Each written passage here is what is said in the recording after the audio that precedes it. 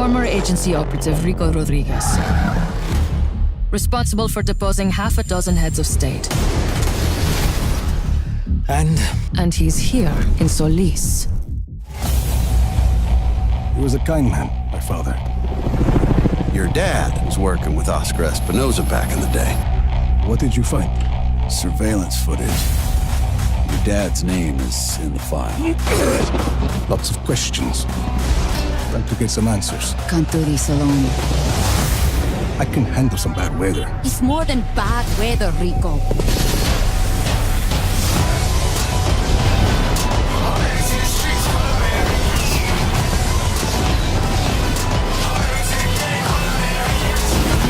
The truth is a very powerful weapon. The Yaba Project. How long has the agency known about these? I have people who can help us. A whole army of chaos. What's happening? Prison break.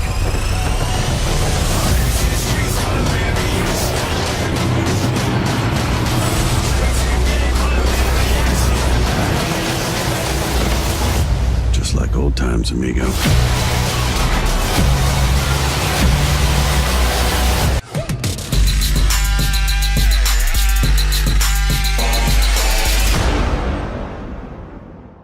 Welcome back to our Just Cause 4 Spotlight series, where today we'll be taking a look into the new and improved supply drop function. Supply drops, the successor to Just Cause 3's Rebel Drop, allows you to select exactly the vehicle, weapon, or even some cool random items that you want and fly them in via the menu. How's that for same-day delivery?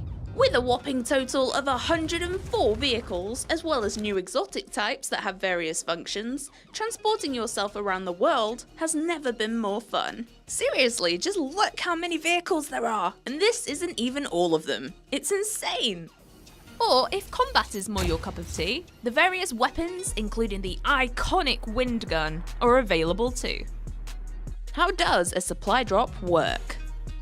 First things first, you're going to need access to these various items in order to drop them, and you can unlock these by completing various game content, operations, quests, performing car or bike stunt rings, or advancing your army of Chaos frontline by liberating regions.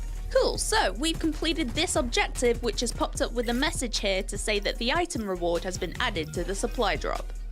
Let's go ahead and fly it in.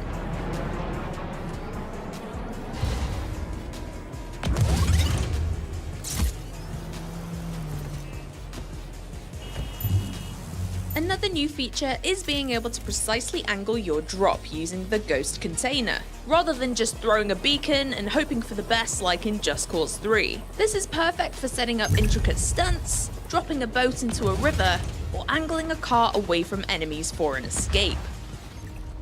Introducing the pilots.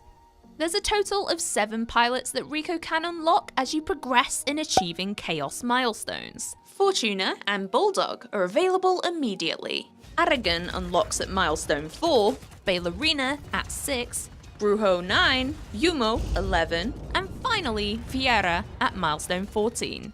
The more pilots you have, the more frequently you can supply drop items, so it's definitely worth causing chaos. Loadouts. Each pilot has a loadout function similar to the grapple hook, so you can assign certain items to each one. Then, simply quick drop those items in, without having to go back and select them from the menu again. You'll likely start to accumulate certain favourite cars or planes as you play. For example, if Bulldog is our sports car guy, we can assign this vehicle to him, and that's all he will drop. And if we only want Fortuna to drop barrels, she's on it. The quick drop feature speeds up the process immensely and prevents you having to hunt through the many different available items to find your favourites. Let's check out the supply drop in a range of different scenarios. It might be time to make a quick getaway here.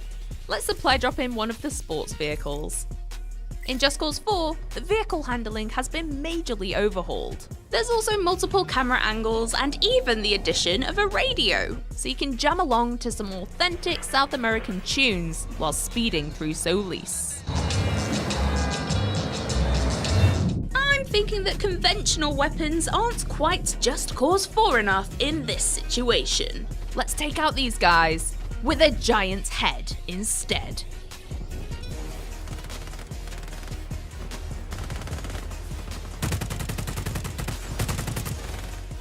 The Black Hand.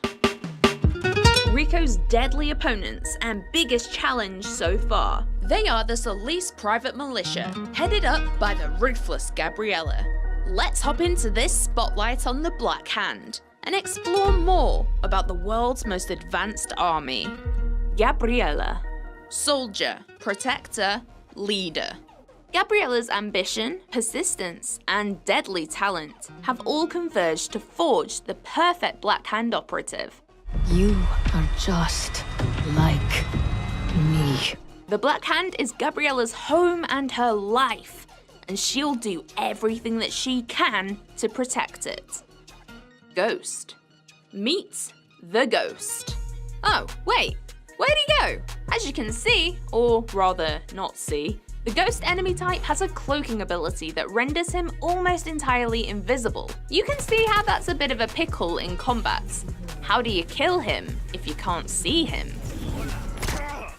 There is, however, a vague rippling effect where the Ghost is, so you can still make out where he is if you focus.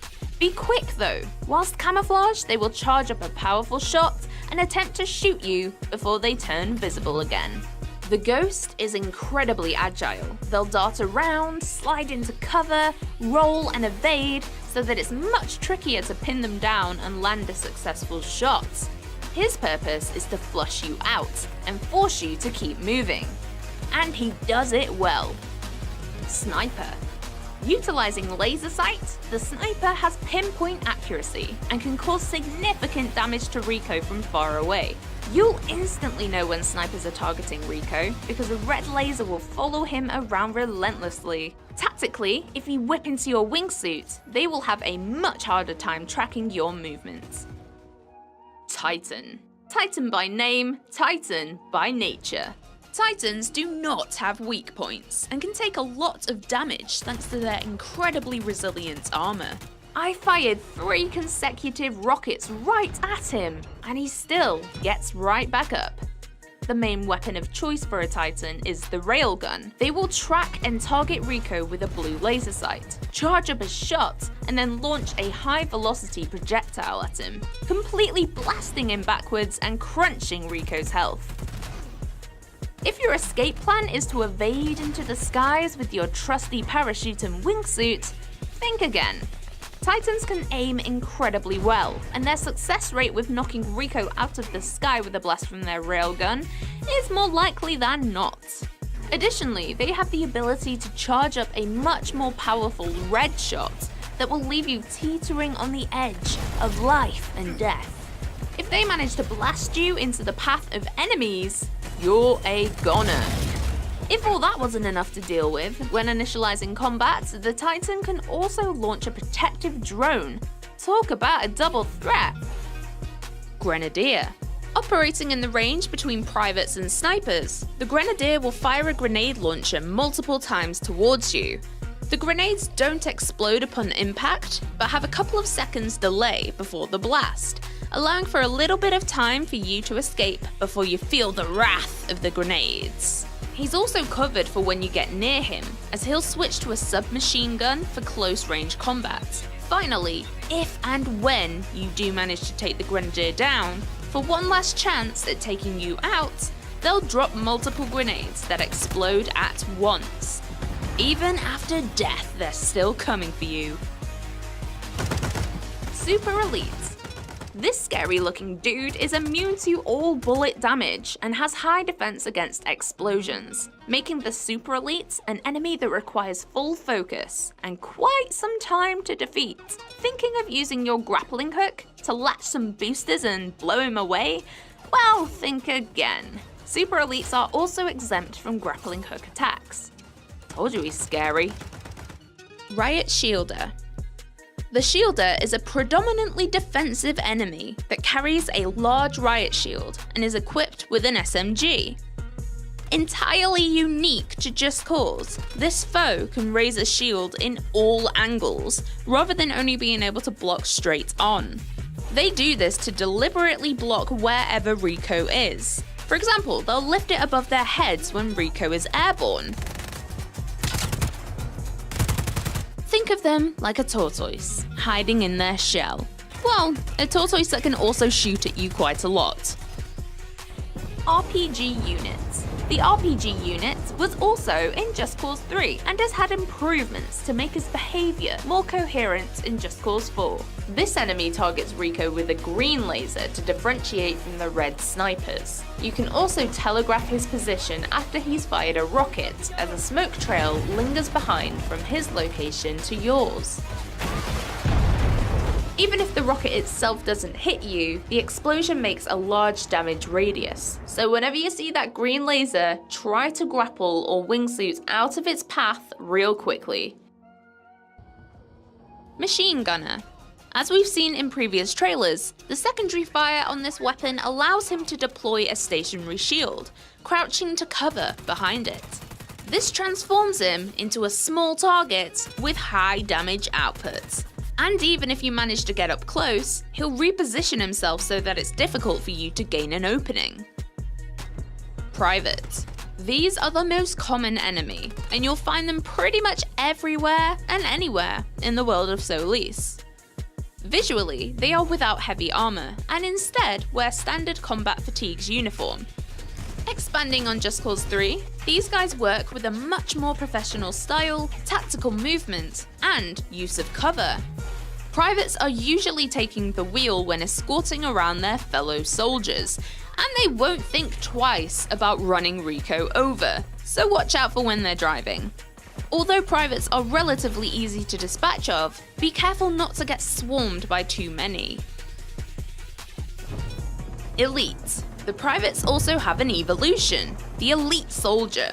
Elites will do more damage with better weapons and have higher health due to being kitted out in thick armor. They use a range of weapons and walk around like they own the place. We've seen the Elite Soldier countless times in numerous trailers before, and you'll be sure to see much more of them in the game. Welcome to Spotlight. This is a video series where we take a closer look into a different aspect of Just Cause 4. If you're looking for fresh information and sneak peeks on gameplay, you have come to the right place. For our first episode, we're focusing on the rich, bustling world of Solis, and the gargantuan biomes, intricate sub-biomes, and of course, extreme weather. It's time to take a tour of the huge world that you'll be exploring as of December 4th. The world of Solis. Taking inspiration from South America, Solis is the most diverse and memorable landscape that Just Cause has ever had. There's a vast array of unique landmarks that you can discover and explore. It is incredibly tempting to take a buggy ride through the dusty desert at sunset, or hike up a humid hill in the rainforest, and simply get lost in the gorgeous atmosphere. Avalanche Studios have really gone back to the roots of Just Cause, and now has a map that will excite your curiosity no matter where you look. This rich South American-inspired setting introduces 4 distinct biomes comprising of rainforest, grasslands, desert, and alpine. How do these different biomes alter the way you play? These biomes have various vertical opportunities. Plateaus, mountains, and canyons mix up the terrain. They also need to cater to places where it's fun to drive and use the new vehicles. From rolling hills to sand dunes to a brand new interstate with no speed limits. So, let's explore each biome. Heavily inspired by the Andes, the Alpine biome is harsh and hostile. If you're trying to beat that personal best for the longest continuous wingsuit run, the Alpine is the place to trial it. The feeling of flying through a freezing valley and being totally encapsulated by towering mountains is an unrivaled sensation and a distinctly different experience from any other part of the world. The twisting roads make for an interesting journey by car, But you've got to give the snowmobile a go and smash through the snowy plains. There's even a unique train journey that chugs along the rail tracks. Why not hop aboard? This extreme weather in the Alpine region comes in the form of roaring blizzards. Fierce winds and strict visibility makes for one mean weather type.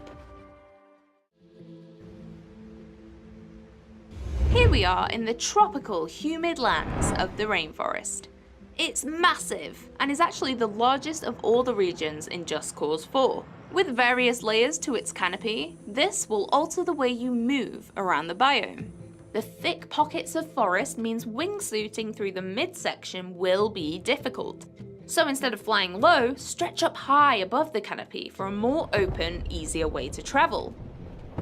The boundless trees are a great option to use when grappling onto and initially lifting yourself up into the sky.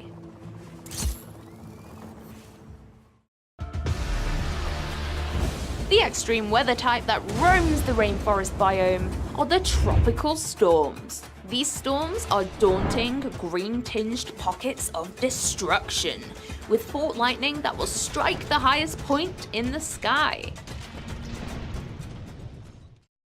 Now we're taking a trip to the calm, serene climate of the grasslands. This biome takes its inspiration from the Pampas in Argentina, but has been injected with true Just Cause verticality, and is mostly developed towards agriculture with stretches of corn, wheat, and other grains. This is the most populated part of Solis, with everything from vast cities and towering skyscrapers to bustling farmlands and fields. Driving the buggy or the ATV over these hills is insanely fun. Even sticking to the roads is a blast with the interstate, where you can race in supercars thanks to no speed limit. And I hope you're ready to take tons of screenshots, because the vistas from the highlands of the rest of Solis are truly some of the most stunning views in the entire game. You could argue that the extreme weather in the grasslands needs no introduction. One word: tornadoes. The devastating, swirling vortex lives in the valleys and will consume, destroy, and rip up anything in its path.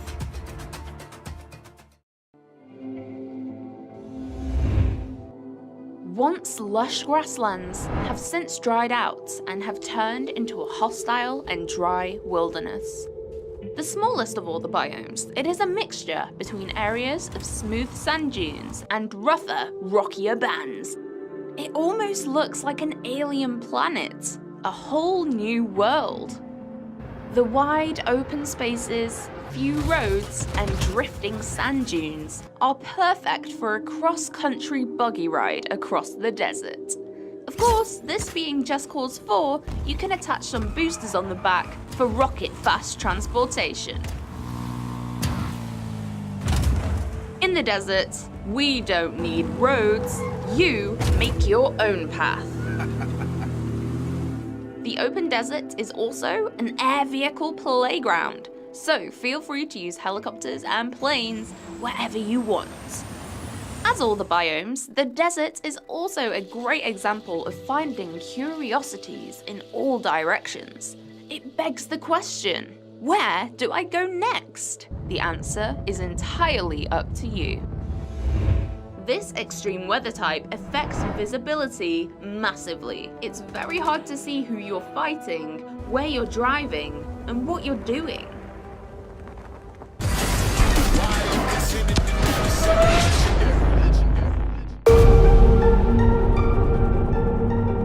You don't know anything about fear. We grow up with it. That's how life is here. Knowing that everything you love could be ripped away in an instant. But one day, I decided that I would never live in fear again. Why are you considered an adversary? Smoke from the haters, that's all imaginary. I guarantee I walk heavier than the crown I carry. So bow your heads when you're in the presence of legendary. That's what makes you dangerous, Rico. You are just like me.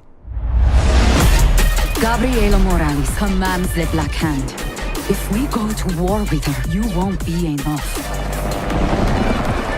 How's it feel? Having an army. He's growing on me. You're in the presence of legendary.